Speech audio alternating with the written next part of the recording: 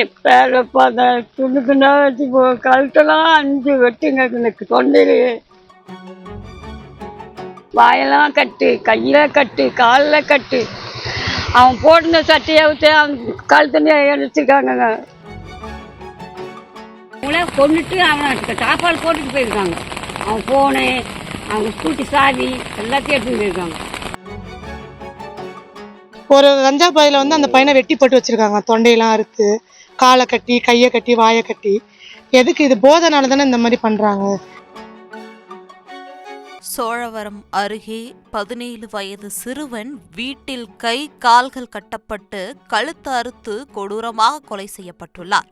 சடலத்தை கைப்பற்றிய போலீசார் தீவிர விசாரணையில் இறங்கியுள்ளனர். கஞ்சா போதையில் குற்ற சம்பவங்கள் அதிகரிப்பதால் போலீசார் தீவிர ரோந்து பணிகளை மேற்கொள்ள வேண்டும் என பொதுமக்கள் கோரிக்கை வைத்துள்ளனர். அவங்க வந்து இருக்கிறது வந்து இங்கே அலமாதி. அவங்க தீபாவளிக்கு முன்னால் செம்மஞ்சேரிக்கு அவங்க அத்தை வீட்டுக்கு போயிருந்தாங்க. போயிருந்துட்டு நேற்று என்ன பண்ணிட்டான், அம்மா எனக்கு வேலை இருக்குது, நான் வேலை செய்யணும், போய் நீங்கள் பொறுமையாக பார்த்துட்டு வாங்க அப்படின்ட்டு சொல்லி கிளம்பிட்டாங்க.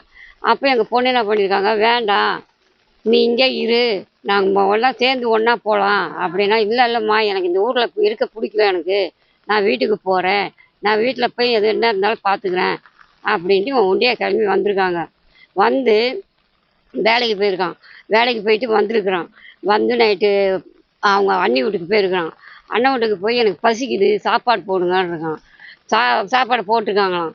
போட்டது சாப்பிட்டானாம். சாப்பிட்டுட்டு வீட்டுக்கு வந்தானாம். வீட்டுக்கு வந்து உள்ளே போய் படுத்துருந்தானாம். இவங்க 4 பேரும் வந்திருக்காங்களாம். ஆனால் நைட்டில் நடக்கலை.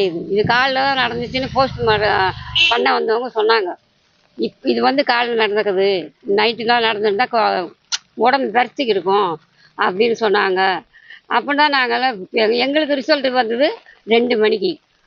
இந்த மாதிரி கொண்டுட்டாங்க, வெட்டியை கொண்டுட்டாங்கன்னு. யாருன்னு கேட்டால் பாபு அப்படின்னோடனே நாங்கள் அங்கேருந்து போய் நான் வீட்டுக்குள்ளே ஓடி போய் பார்த்துக்குவோம். என் பேரில் பார்த்தா துண்டு துண்டா வச்சு கழுத்தெல்லாம் 5 வெட்டுங்க எனக்கு தொண்டையிலேயே. வாயெல்லாம் கட்டு, கையில் கட்டு, காலில் கட்டு.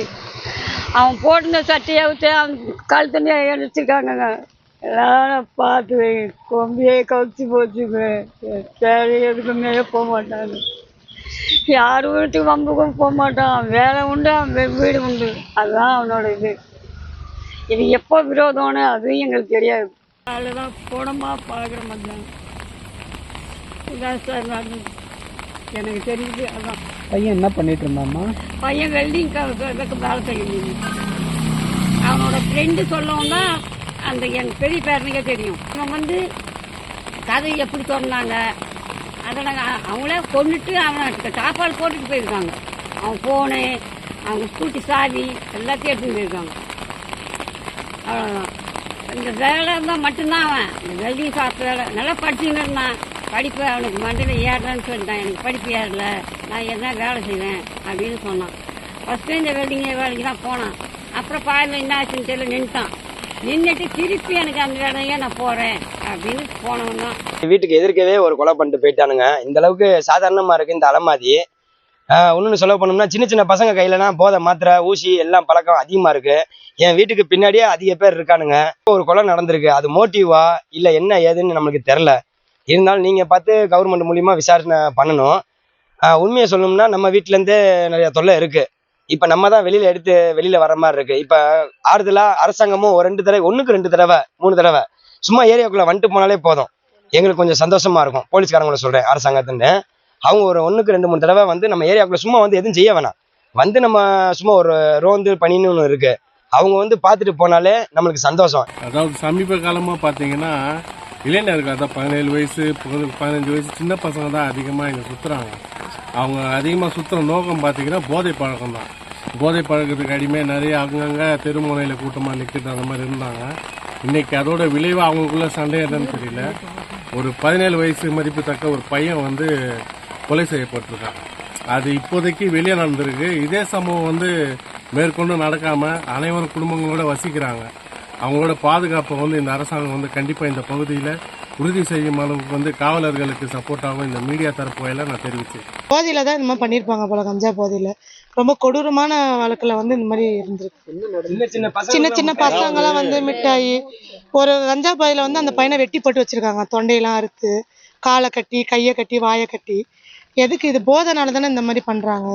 இது என்ன மோட்டிவ் சொன்னா இல்லை என்னன்னு இவங்களுக்குள்ள ஏதாவது தகராறா என்னன்னு தெரியல. இங்கே காலைல ஒரு 12 மணிக்கா சவுண்டு கேட்டுச்சு. எல்லாரும் கூட்டமாக நின்றுருந்தாங்க. என்னன்னு சொல்லி பார்க்கறதுக்காக வந்தோம். வந்தால் ஒரு பையனை கழுத்தை எடுத்து போட்டிருக்காங்கன்னு சொல்லி சொன்னாங்க. அது உள்ளே போய் நாங்கள் பார்த்துட்டு அதோட வெளியே வந்துட்டோம். அப்புறம் போலீஸ்க்கு ஃபோன் பண்ணாங்க. அவங்களாம் வந்து உடனே எல்லாம் பார்த்துட்டு போனாங்க. இதுதான் ஃபர்ஸ்ட் டைமாக இந்த வாட்டி இப்படி நடந்திருக்கு. நான் என்ன மக்களுக்கு நிறையா இருக்கனால ரொம்ப அச்சப்படுறாங்க இப்போது. இது புதுசாக நடக்கிறதுனால எந்த பசங்க வந்து பண்ணாங்க யார் எதுன்னு தெரில. ஆனால் இதுக்கு என்னென்னா போலீஸ்லாம் அப்பப்போ ரவுண்ட்ஸ்க்கு வந்தாங்கன்னா கொஞ்சம் இந்த ஏரியாவில் என்ன பிரச்சனை நடந்தாலும் அவங்க கொஞ்சம் வந்தாங்கன்னா எங்களுக்கு கொஞ்சம் தைரியமாக இருக்கும். உள்ளக்க அவங்க அடிக்கொருக்கா வந்து ரவுண்ட்ஸ்க்கு வரணும்னு நாங்கள் நினைக்கிறோம். நேற்று நைட்டு நடந்திருக்கு. இன்னைக்கு பகலில் ஒரு 12 மணிக்கு மேலே தான் தெரிஞ்சுது.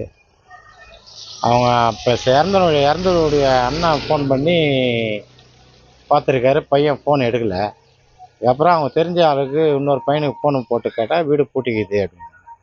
சரி பூட்டை உடச்சி பாரு அப்படின்னு இருக்காங்க. பூட்டை உடச்சி பார்த்தா உள்ளே பையன் இறந்து கிடக்குறான்.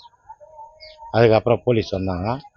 போலீஸ் வந்து எல்லாத்தையும் இது பண்ணி எல்லாம் விசாரித்து பாடி எடுத்துன்னு போயிட்டாங்க. கை காலை கட்டிட்டு கழுத்தை வந்து அறுத்துருக்காங்க. ட்ரெண்டை ஃப்ரெண்ட் ஆக்கிக்கோங்க. தந்தி டிவியின் சப்ஸ்கிரைபர்ஸ் அண்ட் ஃபாலோவர்ஸ் குடும்பத்தில் நீங்களும் இணையுங்க.